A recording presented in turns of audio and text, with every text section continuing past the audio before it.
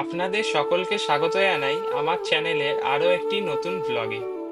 এই ব্লগে আমি আপনাদের সঙ্গে শেয়ার করে নেব আমাদের কামাখ্যা দেবীর মন্দিরে পুজো দেবার অভিজ্ঞতা, এবং আপনারা যারা প্রথমবার যাচ্ছেন তারা কিভাবে পুজো দেবেন সেই সমস্ত কিছু আমি আপনাদের এই ভিডিওর মাধ্যমে জানাবো। চলুন তাহলে শুরু করা যাক। দুপুরে লাঞ্চ সারার পর বিকালে আমরা রওনা দিই কামাখ্যা দেবীর মন্দিরে পুজো দেওয়ার জন্য। হাতে সময় কম থাকাতে আমরা সেদিনই দর্শন করতে গিয়েছিলাম কামাখ্যা দেবীর মন্দিরে। তারপরে কিছুটা পথ যেতেই আমাদের চোখে পড়ল মা কামাখ্যা দেবীর মন্দিরের গেট। আর সেই গেট দিয়ে প্রবেশ করার পরই শুরু হলো পাহাড়ে ওঠার আঁকাবাঁকা রাস্তা।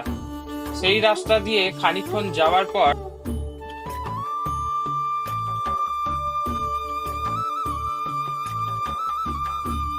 আমাদের ড্রাইভার একটা জায়গায় নামিয়ে দিল, আর সেখান থেকেই আমরা দেখলাম পুজো দেওয়ার জন্য লাইন দিয়ে সব দোকান শুরু হয়ে গেছে সামনে থেকেই। তারপরই আমরা একটা দোকান থেকে নিয়ে নিই আমাদের পুজোর জন্য প্রসাদ, ফুল, ধূপ, আরো সব জিনিস। আর ওনাদের কাছে সব জিনিসের আলাদা আলাদা দাম থাকে, এখানে কোনো ডালা ব্যবস্থা কিন্তু হয় না। আর আপনারা এই একই দোকানে পুজোর সব জিনিসই পেয়ে যাবেন, এই ক্ষেত্রে এই একটা সুবিধা আছে। আর ভেতরে ওনাদের জুতো রাখার ব্যবস্থাও কিন্তু আছে, তার জন্য কোনো এক্সট্রা চার্জেসের কিন্তু প্রয়োজন পড়বে না। তারপর আমাদের পুজো দেওয়ার সব জিনিস একটা ঝুড়ির মধ্যে নিয়ে আমরা শুরু করি আমাদের মন্দিরের দিকে যেতে। আর যেতে যেতে দুপাশে দেখলাম অনেক দোকান যেখানে ঠাকুরের সব জিনিস পাওয়া যায়। আর দেখতে দেখতেই আমরা প্রবেশ করলাম মন্দিরের দরজায়। ভেতরে ঢুকেই দর্শন করলাম কামাখ্যা মায়ের মন্দির বাইরে থেকে। দেখুন একবার কত লোক এসেছেন মায়ের দর্শন করতে। আমরা ভেতরে পুজো দিয়ে আসার পর বাইরে এসে ধূপ আর বাতি জ্বালিয়ে সেগুলো নির্দিষ্ট জায়গায় রেখে তারপর মন্দিরের বাইরেটা ঘুরে দেখি। কামাখ্যা মায়ের এই প্রাচীন মন্দিরটি বাইরে থেকে দেখতে খুবই ভালো লাগে এবং একটা শান্তি অনুভব হয় মন থেকে। দেখুন বাইরে থেকে মন্দিরটি দেখতে কতটা ভালো লাগে।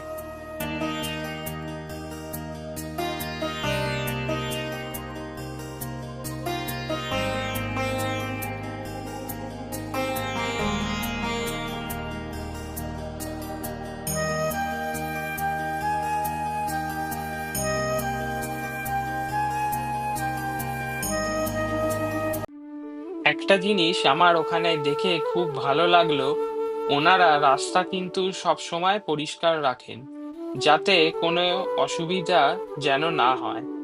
তারপর বিকেল হয়ে যাওয়াতে চা খেয়ে আমরা রওনা দিলাম আমাদের হোটেলের দিকে।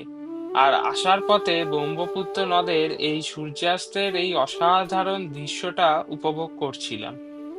এই সৌন্দর্যতা কিন্তু মুখে বলে বোঝানো যাবে না।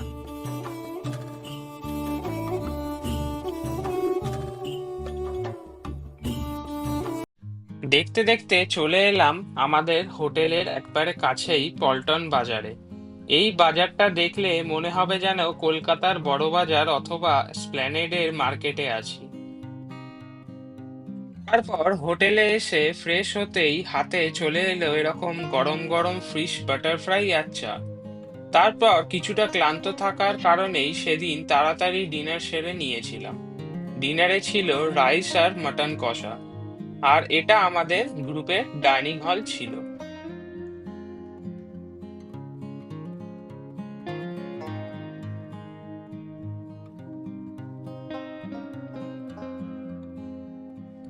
তারপরের দিন সকালটা শুরু হয় ভোর 5:44-এ।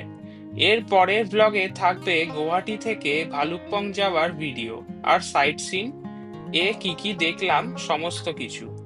তাহলে চলুন এই ভিডিওটি এখানেই শেষ করছি। আর আপনারা যারা আমার আগের ব্লগটি দেখেননি তাদের জন্য আমি আমার এই ভিডিওর ডেসক্রিপশন বক্সে লিঙ্কটা দিয়ে রাখলাম। আশা করি আপনাদের ভালো লাগবে। ধন্যবাদ।